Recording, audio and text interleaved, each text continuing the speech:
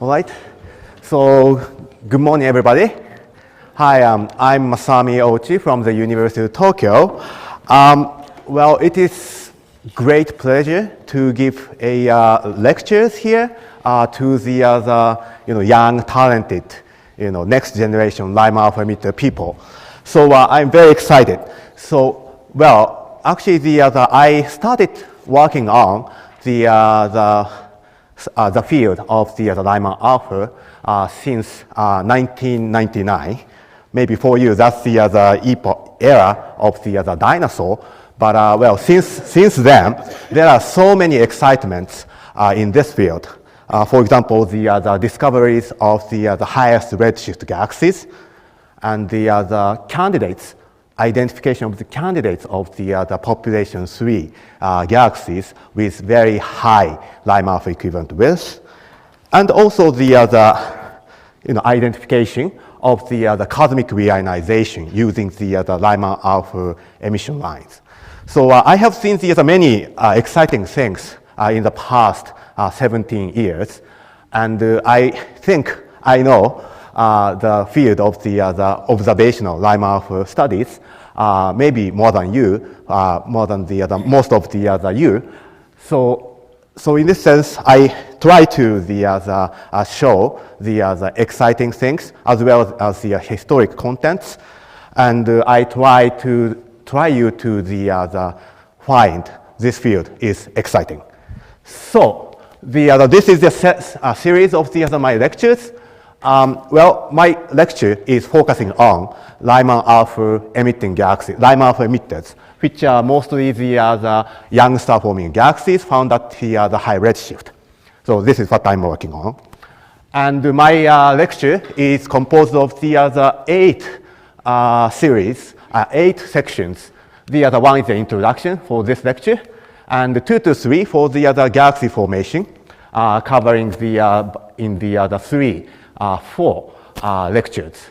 And the cosmic reionization covered by the 2 lectures, and at the end, 1 lecture covers the future prospects.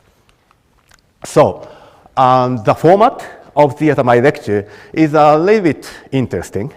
So as you can see here, I give you a lecture for 30 minutes. And then the rest of the about 15 minutes, it's your turn. Work on it. So what you should do is to carry out discussion with somebody right next to you. So why do you need to do that? So actually, it is very important. So you can learn many new things during my lecture, but you never forget. You never remember easily. You easily forget. So a great thing is that to having such a discussion and using the new knowledge, and then making the new knowledge useful. Of course, it is very important for memorizing, and also try to find the new ideas for your own research. And the most important thing of this discussion and presentation section is to know each other here, and then hopefully you can start the new collaborations. And if you can write up the paper by the new collaboration found here, please acknowledge Saas-Fee advanced course, okay, in your paper. All right. So well, actually, the time is very limited. So your questions are very welcome, but please make it short during my 30-minute talk. Then I accept the longer questions during you are working on the presentation discussion session. All right, so I move on to today's introduction thing. So well, starting with the history. Well, as you saw in the Mark Dijkstra's talk, well, the Partridge and Peebles kicked off the study of the Lyman-alpha emitting galaxies at high redshift. So as you heard from the Mark's talk, young galaxies should have the young starburst galaxies have the massive stars. So that makes the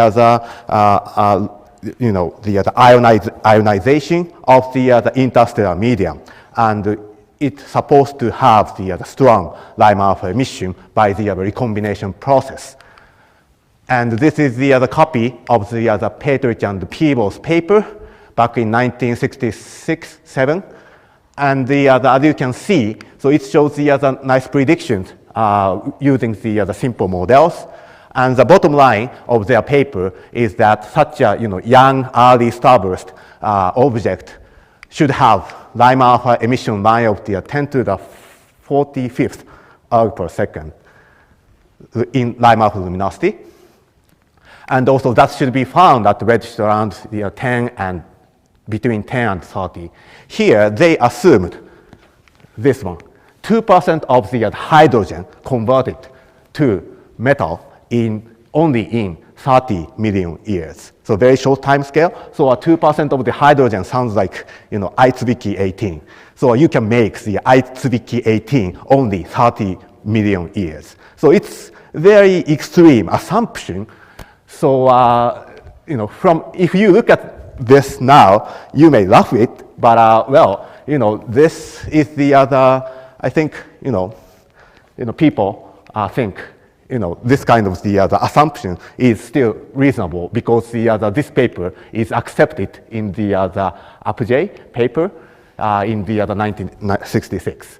So, and also the great thing of this paper is that it touches the cosmic reionization issue and something like this. Well, but it discusses about the difficulty of the Lyman-alpha detection in ionized medium. So we are discussing about the Lyman-alpha absorption in the neutral medium, but this one discusses about the ionized medium because the people thought the universe matter density is quite high, so that makes the free electrons in the ionized medium that scattered the light of the Lyman-alpha. So they really worried about it. But still, this paper covers the actually major topics of the galaxy formation and the cosmic reionization that I will cover. So it is great. So then the other people started to look for such a young population of the galaxy at the high Z. And for number density, if you think all of the L star galaxies have the starburst, then you expect 10 to the third per square degrees, number density on the sky. So you should find some such a young starburst at high Z. And many efforts were made in around 1980 to the middle of the 1990s. And the result is, as you can see, null detection. And these two plots show the result of the Thompson et al. 1995. Made by the Palmer telescope search, and they use the narrowband filters, or Fabry-Fellowes, and covering the wavelengths of the optical wavelengths, targeting the windows of the OH lines with the Fabry-Fellowes. And then they got the candidates and found these candidates are residing at the redshift up to 5 strong low Z emitters. So they are not Lyman-alpha emitting population at high Z, unfortunately, and they place the upper limit of the surface density as a function of the Lyman-alpha flux. So similar efforts have been made by the many people, but never succeeded. And then now we since then finally the 8-meter class telescope showed up. Then finally, the high Z Lyman-alpha emitting population was discovered by the Cowie and Hu at redshift 3.4 and 4.5 using the Keck-Ellis narrowband search and the spectroscopic follow-up. And the bottom line, and this is the candidates on the narrowband images, and these are Keck spectra showing the strong Lyman-alpha emission line. And what they have found is the sources with the Lyman-alpha flux of the luminosity of a few times 10 to the 42nd arc per second. In other words, it's about 1/100th of the prediction of the Petrich and Peebles. And since then, many Lyman-alpha emitter searches were carried out, like the LAEs survey of the Kit Peak, Subaru, Music, and HeadTech's pilot survey. So, but well, you may worry that, well, here is the LAEs survey, and the Music survey are conducted with the 4-meter class telescopes. So, but why? Before 1998, people couldn't identify the high-G Lyman-alpha emitters. Well, I want to show it. So this is the diagram given by the Thompson et al. So with the upper limits of the comoving volume density as a function of the Lyman-alpha luminosity. And for redshift 3 to 5 sources, and there are many upper limits shown here. So these parameter spaces are already surveyed here. And for their Thompson et al. Result gives the this 1 sigma upper limit. Well, 1 sigma upper limit you should not believe. Okay. So well, you should shift it to the at least 3 sigma limit and no detection. So the right place for this solid line should be around here. Okay. And then I overplot the luminosity function of redshift 3 to 5 Lyman-alpha emitters that we know is here. So there are many attempts, including the Thompson et al. One coming around here. So it's touching the real luminosity function, but a little bit off, just a little bit off from the detection limit. So so then, once we have the 8-meter class telescopes, of course you can go extremely deep. So of course, easily you can get Lyman-alpha emitters around here. And 4-meter class telescopes again, then at around the year 2000, wide field imager appeared, including Kit Peak, Mosaic, and also CFHT Mosaic camera. And the parameter space they can study is around here. So of course you cannot go deep, but you can go wide. So you can identify sources around here. So this is a reason. So well, it is very difficult to, so the lesson is that it is very difficult to find new object. And you may get many new results, but sometimes, the real treasure was just below your ground. But so if you could spend the more a deeper integration in, say, using Palma, you may push the limit a little bit, and you may identify some sources around here. But well, you can easily say that, but you never know where it is. So, but so this way, in this way, 8-meter class telescope or wide field imagery of the 4-meter class telescopes really broke through this field. And then what are the Lyman-alpha emitters or LAEs? Well, there are two major techniques to identify Lyman-alpha emitters. The one is using the narrowband filters, having the whose wavelengths in the window of the OH emission lines of the sky.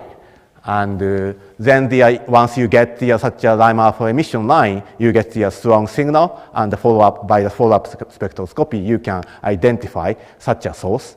The second one is the blank field spectroscopy, like for example, I bring the picture given by the survey of the BL2 Muse instrument, having the blank field spectroscopy and having the data of the integral field spectroscopy, and then you can reproduce the Lyman-alpha emission line within the data cube.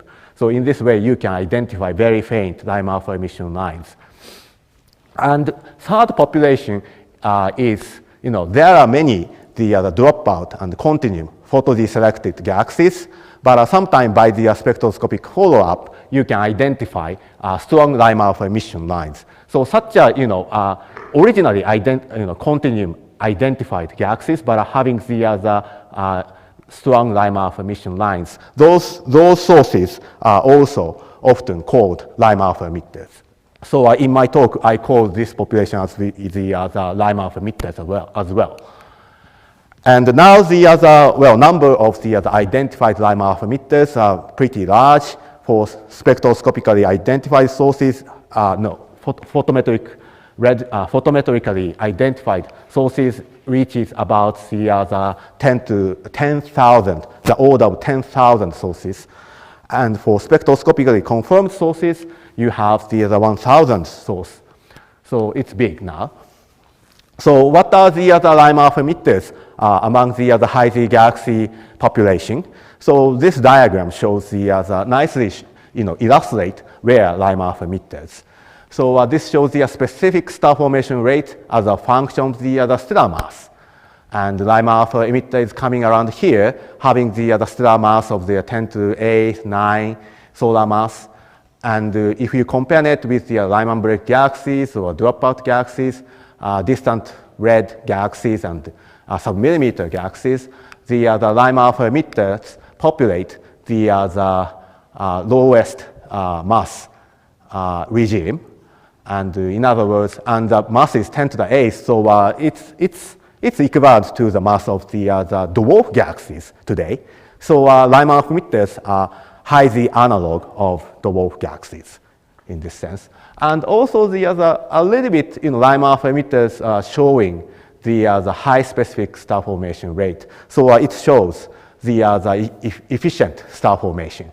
So having these results, some people call Lyman-alpha emitters are probably forming building blocks that can eventually merge into the big galaxies. But it is unclear. And great thing of the Lyman-alpha emitters are not only for the identifying galaxies, but also having some serendipitous discoveries. So as many of you know, this is a result of the Chuck Steidel study, identified the Lyman-alpha blobs at redshift 3. So what Chuck Steidel et al. Did was they carried out the systematic spectroscopic follow-up observations for their Lyman break galaxies or dropout galaxies. And then eventually they have found the peak, redshift peak at redshift 3.1 in the field of the SSA 22. And then they made the narrowband filter targeting this redshift 3.1 peak. And the narrowband filter was installed to the Palmer instrument. And then they have found the Lyman-alpha blob. So this is the narrowband image showing the Lyman-alpha emission line. And this is the U continuum image. So as you can see, there are many diffuse sources here in narrowband image. So, well, still you find it's looks like noise, but subsequent several observations identify the very clear bloby structure. And if you compare this, this is very big, like the size is the 200 kiloparsec in physical unit. So if you compare this size with the Andromeda or Milky Way, the size is about an order of magnitude larger than today's Milky Way. So it is amazing object. So subsequently, a few tens of the Lyman-alpha blobs in not only in the SSA 22 fields, but in any fields are found at redshift 2 to 6.6. So the physical origin is very interesting, how you can make such a big Lyman-alpha emitting source. And I will discuss more in my lecture tomorrow. So here you looked through the many redshift 3 to 5-ish Lyman-alpha emitters and Lyman-alpha blobs.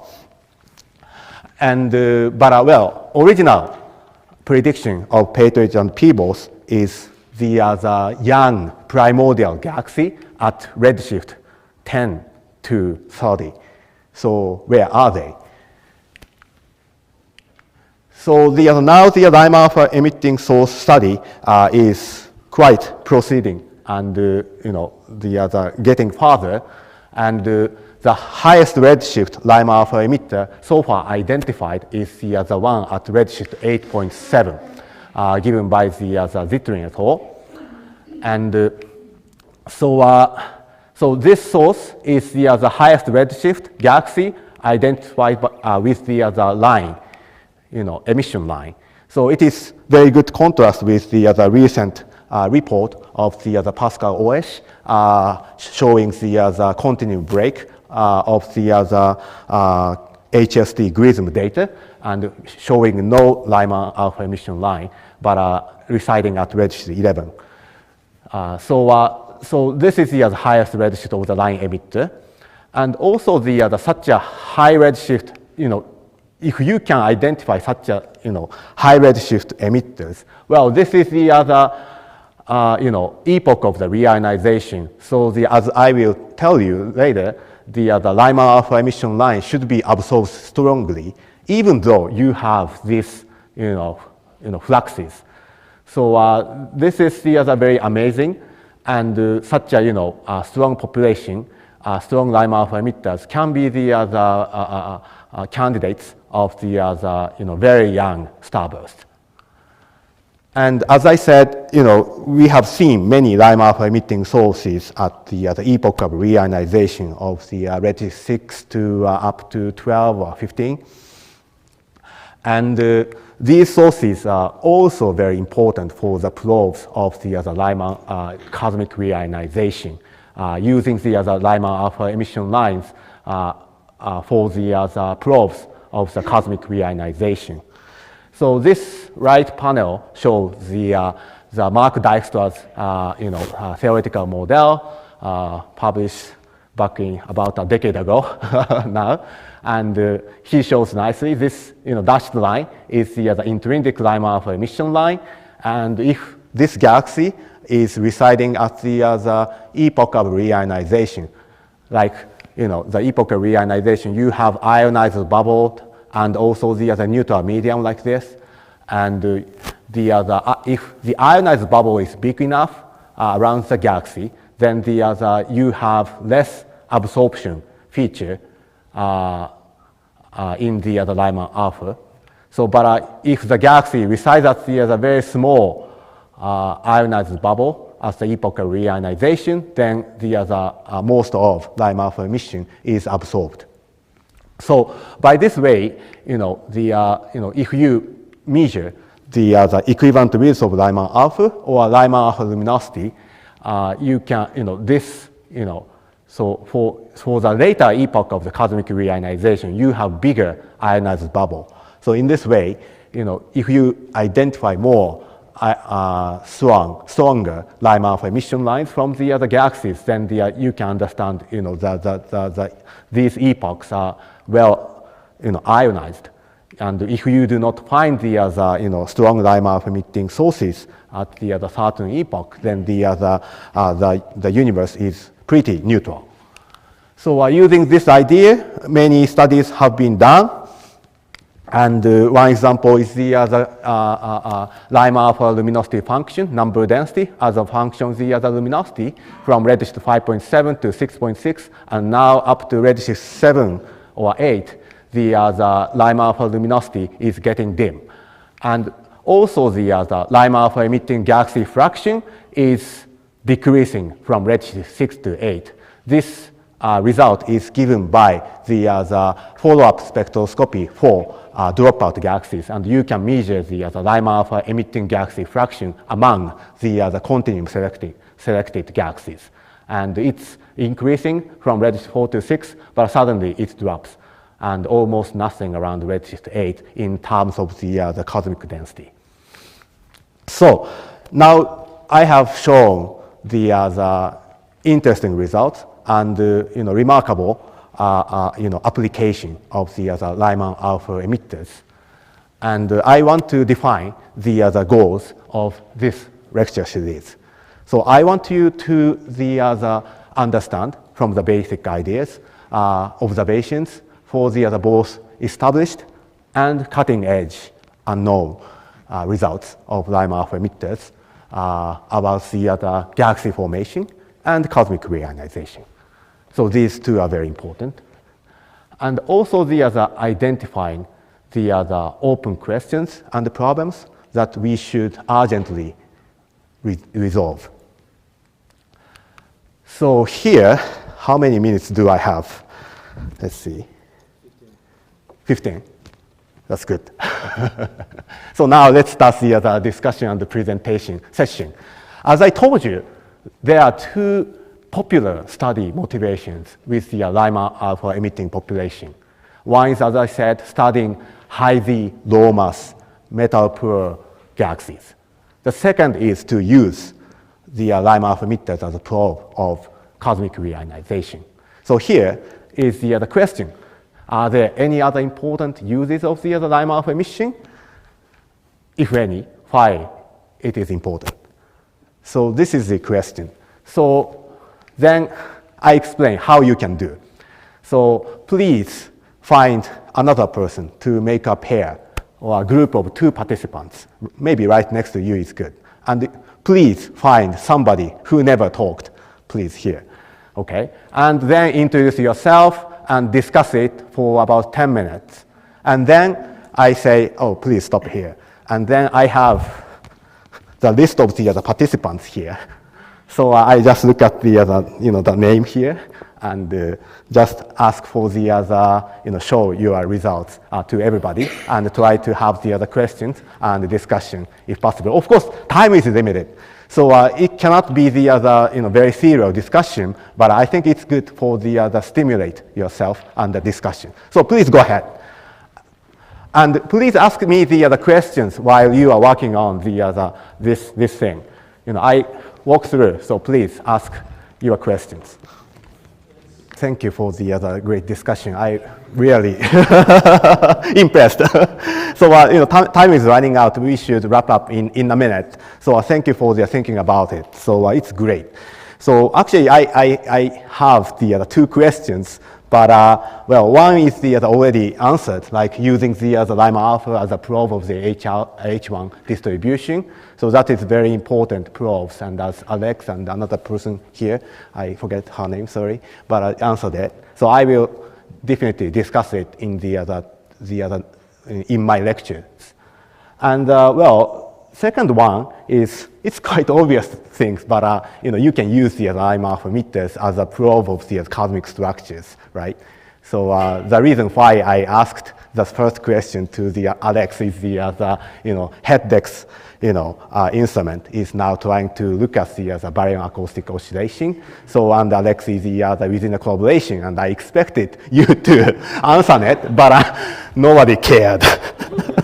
But it's also exciting and great for our understanding of the not only the galaxy formation thing, but also the cosmic structure and the dark energy equation state. All right, so time has just passed the 10:05. So I want to just close my first lecture. Thank you.